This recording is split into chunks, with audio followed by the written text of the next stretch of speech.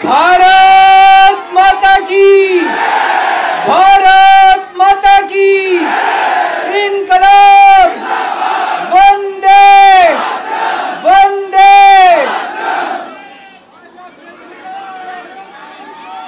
आप सब लोगों का तहे दिल से बहुत बहुत शुक्रिया। इतनी तपती धूप के अंदर इतनी देर से इतनी बड़ी संख्या में आप लोग मेरा इंतजार कर रहे हैं। मैं आपका तहे दिल से बहुत बहुत शुक्रिया अदा करना चाहता हूं। जितने लोग इस वक्त टीवी में देख रहे हैं उन सब दर्शकों का भी मैं तहे दिल से शुक्रिया अदा करना चाहता हूं। सबको मेरा नमस्कार, सबको मेरा प्रणाम। दोस्तों, सीधा जेल से मैं आप लोगों के बीच में आ रहा हूं। आपके बीच में आके बहुत अच्छा लग रहा है। 50 दिन के बाद अभी मैं, मेरी पत्नी भगवंत मान साहब, हम लोग कनॉट प्लेस में हनुमान मंदिर में गए थे। हनुमान जी का आशीर्वाद लिया, उनके दर्शन किए। फिर शिव जी के मंदिर गए, शनि जी महाराज के पास गए, उनका सबका आशीर्वाद लिया। बजरंग बली की खूब कृपा है हमारे ऊपर, हमारी पार्टी के ऊपर, देशवासियों के ऊपर। उन्हीं की कृपा से आज अचानक मैं आप लोगों के बीच में हूं। नहीं तो किसी को उम्मीद नहीं थी कि चुनाव के बीच में मैं जेल से बाहर आ जाऊंगा। लेकिन ऊपर बजरंग बली की कृपा है, हनुमान जी की कृपा है हम लोगों के ऊपर, और चमत्कार हुआ और आज मैं आप लोगों के बीच में हूं। दोस्तों, हमारी आम आदमी पार्टी एक छोटी सी पार्टी है, 2 राज्यों के अंदर है, अभी 10 साल पुरानी पार्टी है। हमारी पार्टी को कुचलने में, खत्म करने में प्रधानमंत्री जी ने कोई कसर नहीं छोड़ी। एक साथ हमारी पार्टी के 4 टॉप के नेता जेल भेज दिए एक साथ। अरविंद केजरीवाल, मनीष सिसोदिया, संजय सिंह, सतिंदर जैन। बड़ी बड़ी पार्टियों के अगर 4 टॉप के नेता जेल चले जाएं, पार्टी खत्म हो जाती है। आम आदमी पार्टी के 4 टॉप के नेता इन्होंने जेल भेज दिया। उन्होंने सोचा कि पार्टी खत्म हो जाएगी, लेकिन ये पार्टी नहीं है, ये एक सोच है। जितना ये खत्म करना चाहते हैं उतना ये बढ़ती जाती है, उतना ये बढ़ती जाती है। ये क्रश करना चाहते हैं प्रधानमंत्री जी आम आदमी पार्टी को। जो लोग मोदी जी से मिलने जाते हैं, वो कई लोग हमें भी जानते हैं, वो बाहर आके हमें बताते हैं कि आपके बारे में सबसे पहले मोदी जी से जो भी मिलने जाता है, सबसे पहले वो केजरीवाल की और आम आदमी पार्टी की 10 से 15 मिनट बात करते हैं। उनको कहते हैं कि आने वाले समय के अंदर आम आदमी पार्टी ही देश को भविष्य देने वाली है। वो खुद भी मानते हैं। इसीलिए वो चाहते हैं कि आज ही आम आदमी पार्टी को बढ़ने से रोका जाए, इनको कुचल दिया जाए। ये तानाशाही है। अगर उनको लगता है कि आम आदमी पार्टी आने वाले समय में बीजेपी को चैलेंज देने वाली है, आप अच्छे काम करो, आप देश को भविष्य दो। आज आपकी सरकार है केंद्र के अंदर, आप देश के लिए काम करोगे, आम आदमी पार्टी को कोई पूछेगा ही नहीं। लेकिन आप कुछ काम नहीं करो और आम आदमी पार्टी को कुचल दो, ये जनतंत्र नहीं है, ये इस देश की जनता पसंद नहीं करती। इन्होंने आम आदमी पार्टी को कुचलने में कोई कसर नहीं छोड़ी। छोटे से लोग हैं हम लोग, छोटी सी पार्टी है।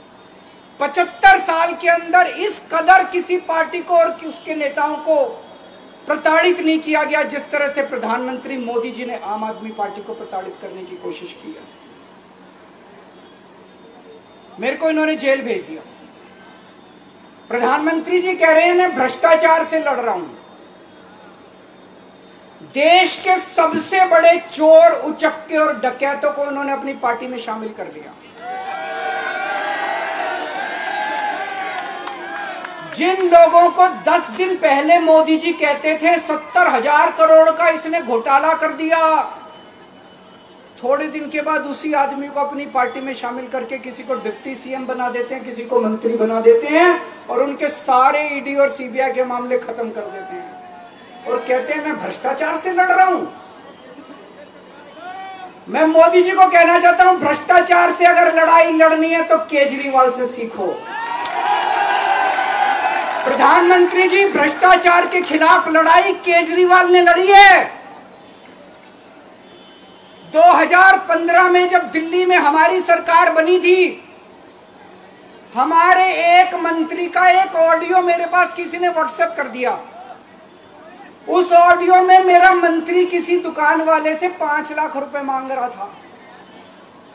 किसी मीडिया वाले को नहीं पता था, विपक्ष को नहीं पता था। आप लोगों को याद होगा, मैंने अपने खुद मंत्री को सीबीआई के हवाले कर दिया, जेल भेज दिया था अपने मंत्री को। ये होती है भ्रष्टाचार के खिलाफ लड़ाई।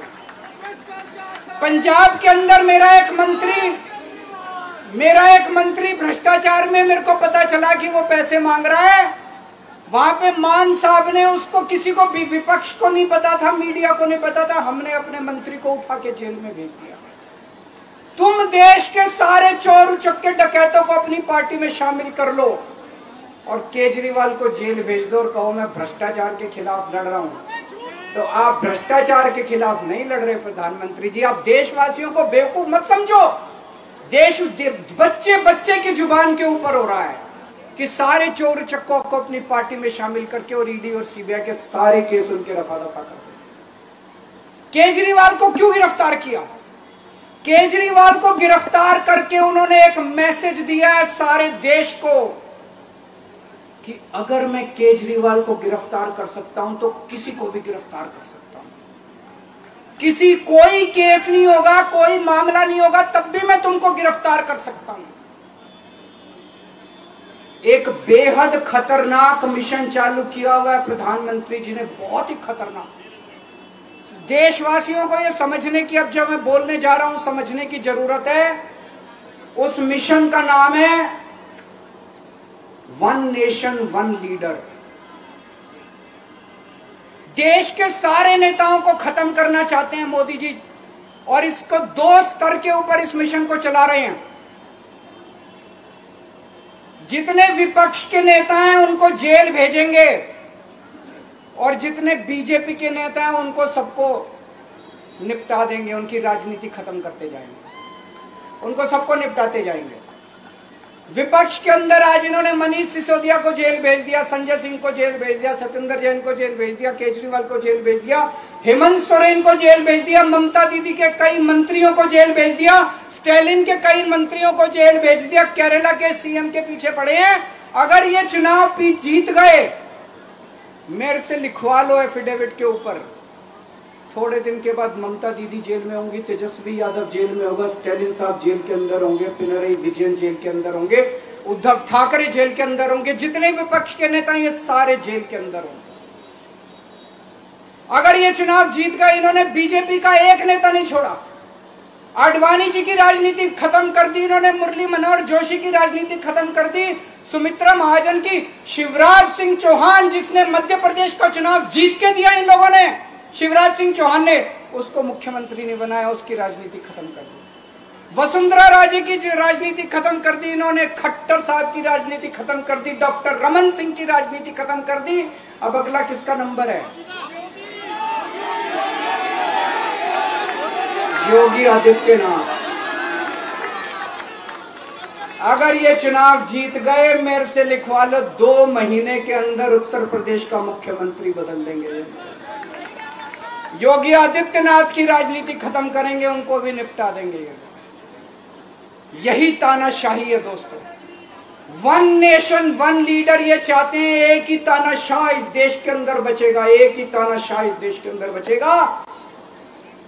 हमारा देश बहुत महान है, 4000 5000 साल पुराना हमारा देश है। इसके पहले पिछले 4000 साल में कई मौके आए जब इस देश के ऊपर तानाशाहों ने कब्जा करने की कोशिश की। लेकिन हमारे देश के लोगों ने उन तानाशाहों का तख्ता उखाड़ के फेंक दिया। जब जब हमारे देश में ऐसा मौका आया कि तानाशाह ने हमारे देश के ऊपर कब्जा करने की कोशिश की, इस देश की जनता ने उसका तख्ता उखाड़ के फेंक दिया। आज एक तानाशाह इस देश से जनतंत्र खत्म करना चाहता है। आज एक तानाशाह इस देश से लोकशाही खत्म करना चाहता है। मैं पूरे तन मन धन से लड़ रहा हूं, संघर्ष कर रहा हूं उस तानाशाह के खिलाफ। 140 करोड़ लोगों का साथ चाहता हूं मैं। मेरे अकेले के करने से नहीं होगा। 140 आज मैं आप लोगों से भीख मांगने के लिए आया हूं। 140 करोड़ लोगों से 140 करोड़ लोगों से भीख मांगने के लिए आया हूं। मेरे देश को बचा लो, मेरे भारतवर्ष को बचा लो, मेरा भारत बहुत महान है। इस तानाशाही से बचा लो मेरे दोस्त, मेरे देश को।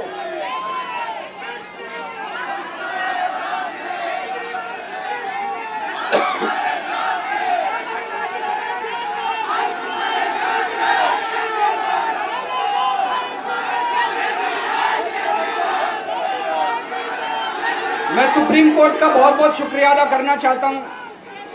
उन्होंने 21 दिन दिए हैं, एक एक दिन में 24 घंटे हैं। मैं एक दिन में 24 में से 36 घंटे काम करूंगा। पूरे देश भर में घूमूंगा इस तानाशाही को रोकने के लिए। दोस्तों, जितनी मेरे अंदर ताकत है, मेरा सब कुछ कुर्बान है देश के लिए। मेरा तन मन धन सब कुछ कुर्बान है मेरे देश के लिए। मेरे खून का एक एक कतरा मेरे देश के लिए, मेरे शरीर का एक एक कतरा, मेरी जिंदगी का एक एक पल मेरे देश के लिए। मेरे देश को बचाने के लिए मैं पूरे देश में जाऊंगा। दोस्तों, अब एक बहुत महत्वपूर्ण बात करने जा रहा हूं, उसको ध्यान से सुनना। ये लोग इंडिया गठबंधन से पूछते हैं आपका प्रधानमंत्री कौन होगा। मैं बीजेपी से पूछता हूं आपका प्रधानमंत्री कौन होगा। आप लोग सोच रहे होंगे केजरीवाल क्या बात कर रहा है, मोदी जी होंगे। नहीं, मोदी जी अगले साल 17 सितंबर को 75 साल के हो रहे हैं। बीजेपी के अंदर मोदी जी ने 2014 में मोदी जी ने खुद ने रूल बनाया था कि बीजेपी के अंदर जो भी 75 साल का होगा उसको रिटायर कर दिया जाएगा। सबसे पहले आडवाणी जी को रिटायर किया गया, उसके बाद मुरली मनोहर जोशी जी को रिटायर किया गया, फिर सुमित्रा महाजन को रिटायर किया गया, फिर यशवंत सिन्हा को रिटायर किया गया। अब मोदी जी अगले साल 17 सितंबर को रिटायर होने वाले हैं। तो मैं बीजेपी से पूछना चाहता हूं आपका प्रधानमंत्री का दावेदार कौन है। दोस्तों, अगले साल 17 सितंबर तक अगर इनकी सरकार बनी, तो उस पर भी आऊंगा मैं। अगर इनकी सरकार बनी तो पहले अगले 2 महीने में योगी जी को निपटाएंगे ये, और उसके बाद मोदी जी के सबसे खास अमित शाह को ये प्रधानमंत्री बनाएंगे। तो मैं लोगों को, देश के लोगों को आगाह करना चाहता हूं, मोदी जी अपने लिए वोट नहीं मांग रहे। मोदी जी अमित शाह को प्रधानमंत्री बनाने के लिए वोट मांग रहे हैं। मैं पूछना चाहता हूं मोदी जी से और अमित शाह जी से, ये मोदी की गारंटी पूरी कौन करेगा? क्या अमित शाह मोदी की गारंटी पूरी करेंगे? जब आप अगर जो वैसे तो मेरे को लगता है मैं भी आऊंगा उसके ऊपर, मुझे नहीं लगता इनकी सरकार बन रही है, लेकिन जो बीजेपी को वोट देने जाएं वो ये सोच के जाना कि आप मोदी जी के नाम पे वोट नहीं दे रहे, आप अमित शाह के नाम पे वोट दे रहे।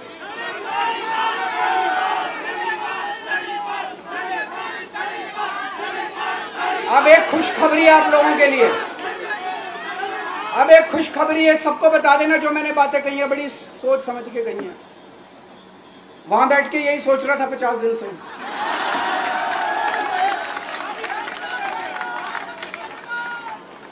दोस्तों, पूरे देश के मेरे को बाहर निकले हुए 20 घंटे हो गए। इन 20 घंटों के अंदर भी मैंने रात भर में जनता से बात कर रहा था, लोगों से फोन कर रहा था।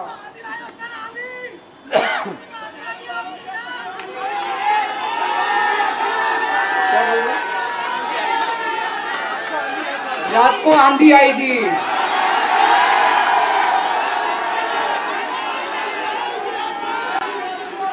पिछले 20 घंटे में मैंने जो बातचीत करी है, कई बड़े बड़े एक्सपर्ट से बात की, चुनाव विश्लेषकों से बात की, सेफोलॉजिस्ट से बात की, जनता से बात की, फोन पे लोगों से। मेरा अपना आकलन है कि 4 जून के बाद इनकी सरकार नहीं बन रही, मोदी सरकार नहीं बन रही। दोस्तों, अगर मैं गलत हूं तो मेरे को बताना। हरियाणा में इनकी सीट कम हो रही है, राजस्थान में कम हो रही है, कर्नाटक में कम हो रही है, दिल्ली में कम हो रही है, बिहार में कम हो रही है, महाराष्ट्र में कम हो रही है, कर्नाटक में कम हो रही है, बंगाल में कम हो रही है, झारखंड में कम हो रही है। बढ़ कहां रही है? यूपी में कम हो रही है, बढ़ कहां रही है? बड़े एक भी जगह इनकी सीटें नहीं बढ़ रही हैं। मेरा अपना मानना है, और सट्टा बाजार में भी जो चल रहा है, इनकी 220 से 230 के बीच में सीट आ रही है, उससे ज्यादा सीट नहीं आ रही।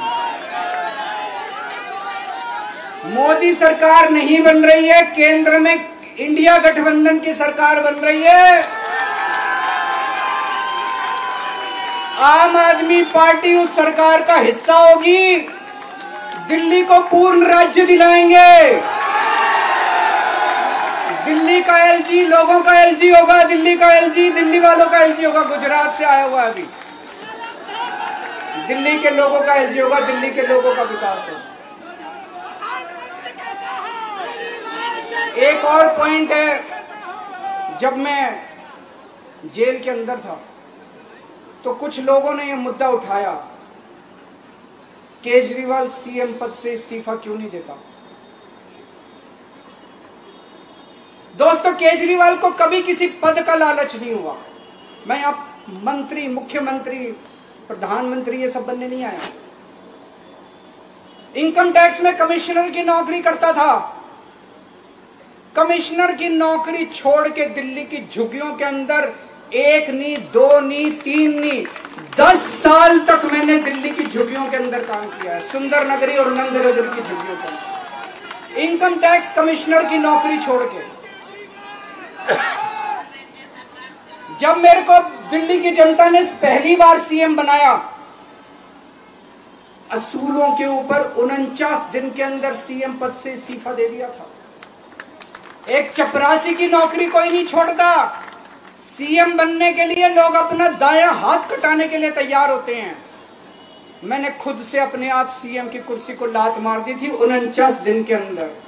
मेरे लिए सीएम पद इंपॉर्टेंट नहीं है। आज मैंने सीएम पद से इस्तीफा क्यों नहीं दिया जेल जाने के बाद?